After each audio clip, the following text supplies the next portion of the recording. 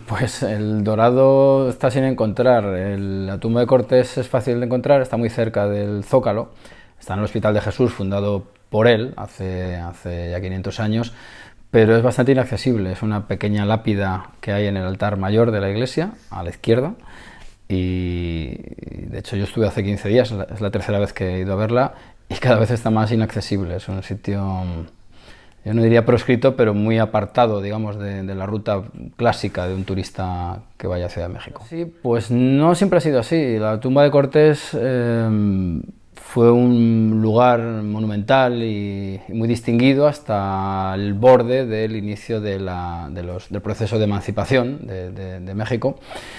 Y luego después pues hubo muchas turbulencias relacionadas con sus restos. De hecho, Lucas Alamán los tuvo que ocultar porque había el interés o la intención de quemarlos para acabar con todo vestigio de Cortés en México. Pero luego después pues, salieron a la luz precisamente con los exiliados españoles en México. En los años 40 pues, se picó en la zona en la que se supone que estaban guardados y aparecieron, y se colocó la placa que actualmente hay, una placa modesta que está ahí pues un poquito inaccesible todavía. Pues yo creo que sin duda, Cortés cuando conquista, hay que decir la palabra conquista sin ningún tipo de complejos, el Imperio Mexica, se convierte en un personaje efectivamente universal, con un eco en toda Europa, mantiene su prestigio durante todo el virreinato, aun cuando la revolución encabezada por su hijo pues mermó quizá parte de su gloria, pero se mantuvo, digamos, como gran héroe de carácter universal, de carácter también católico, por supuesto, pero es precisamente en finales del 18, principios del 19, con esta transformación del Imperio Español en una serie de naciones independientes, cuando empieza a ser cuestionado pues, en una historia que debe reescribirse en México y en la cual pues, adopta unos perfiles negrolegendarios mucho más claros, y hoy todavía pues, los mantiene en ciertos ámbitos. Pues yo creo que los mantiene sobre todo a un nivel popular. Yo creo que a nivel académico creo que la figura de Cortés está mucho mejor tratada que a nivel vulgar, si se quiere. Es decir, que no creo que en unos ambientes académicos se pueda sostener que es un genocida, que es un hombre únicamente codicioso, sino pues que su obra fue mucho más completa y mucho menos oscura de lo que se pretende en los ámbitos populares. Pero bueno, pues en esa dialéctica se mueve todavía el personaje. Pues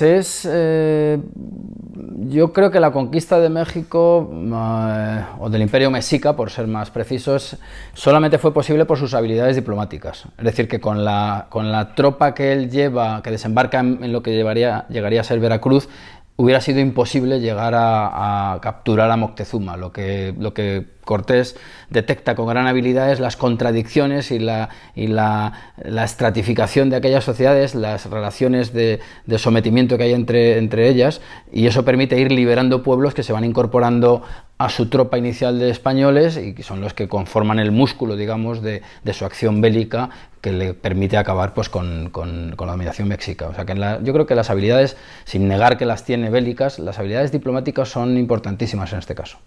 Hombre, es una provocación, sobre todo si pensamos en el libertador por antonomasia, Simón Bolívar, que además pues iba, digamos, reivindicando la figura de las casas, que se opuso a Cortés, con lo cual entramos en un juego ahí interesante. Pero si tenemos en cuenta que los tlaxcaltecas estaban esclavizados o sojuzgados por los mexicas, y son los tlaxcaltecas los que engrosan las filas del contingente que maneja Cortés, pues Cortés puede verse efectivamente como un libertador, al menos de los tlaxcaltecas y de todos aquellos pueblos, ya digo, sometidos por los mexicas. En ese sentido se puede decir, es una tesis quizá provocativa si se quiere, pero creo que se puede sostener con argumentos.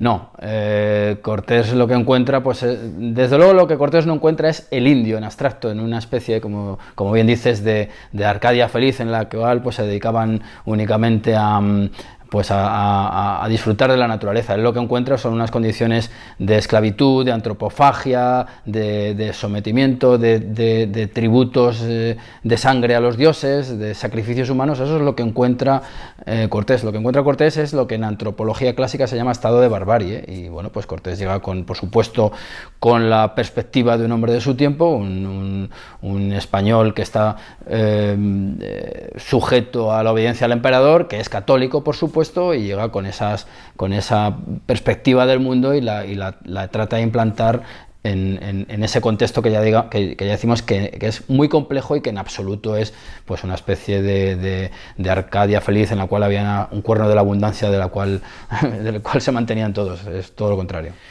Pues Malinche juega un papel fundamental. Malinche, además, yo creo que hay que abandonar el término Malinche, hay que llamarla Doña Marina, porque en cuanto ella es bautizada se convierte efectivamente en Doña Marina. Y Doña Marina pues juega un papel importantísimo en tanto en cuanto le ofrece una perspectiva interna del Anahuac, de la zona en la cual se movían todas estas sociedades. Le permite además ser una intérprete, ser una consejera, ser por supuesto también una amante, pero creo que el papel que juega Doña Marina es absolutamente fundamental, y además ahí hay una especie hay como mínimo dos ternas interesantes a la hora de analizar lo que ocurre allí, dos ternas que además funcionaron mucho en el 18 en obras de carácter dramático, teatral, que serían la constituida por Cortés, Doña Marina y Moctezuma, o Cortés, Doña Marina y Cuauhtémoc, que sería el último caudillo mexica. O sea que la figura de Doña Marina es absolutamente fundamental, y si nos damos cuenta en la iconografía que suscitó la conquista, me estoy refiriendo por ejemplo al lienzo de Tlaxcala, pues siempre aparece Cortés en su silla de escribano impartiendo justicia, y a su lado inmediatamente detrás Doña Marina pues dándole consejos o interpelando a los caciques con los cuales trabó contacto Cortés.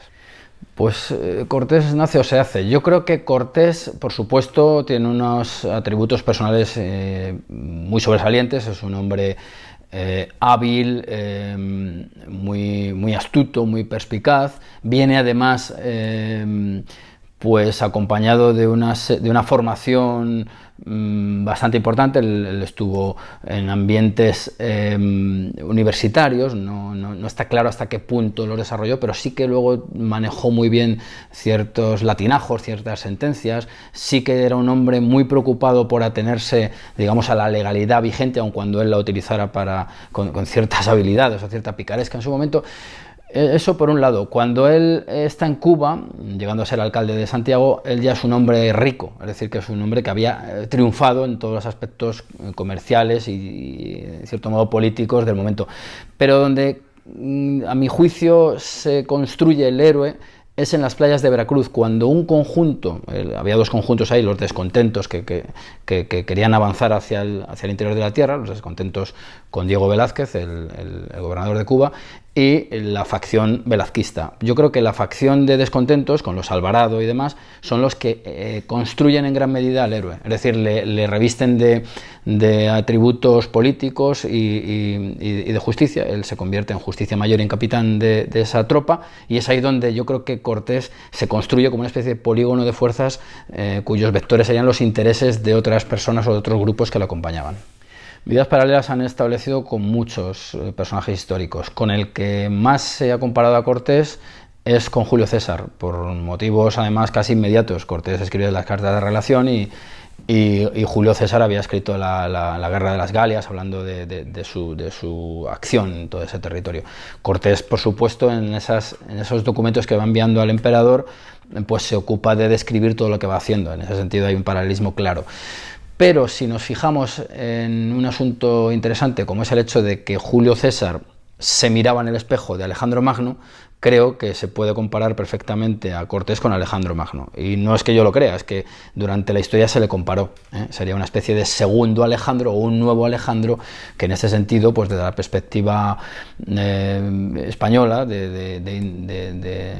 de aires católicos, pues sería un Alejandro que además implantaría la religión católica en esos territorios. O sea, sería un hombre doblemente civilizador, no solamente en el aspecto político, fundador de ciudades, integrador de otras sociedades, como había hecho también Alejandro, sino que abriría el camino para la propagación del catolicismo en esa tierra dominada pues por la superstición y el paganismo, si queremos utilizar las categorías de la época. O sea que como mínimo se le puede comparar con Julio César, como digo, pero también con Alejandro, lo cual no impide que se le haya comparado pues, con otros, pues, con Bernardo del Carpio, con el Cid, con héroes españoles, incluso con otros como Aníbal, con Agatocles en su momento por el hecho de la quema de las naves. Es decir, que Cortés precisamente su mitificación iba aparejada a la comparación o a la transmisión de atributos de otros héroes clásicos.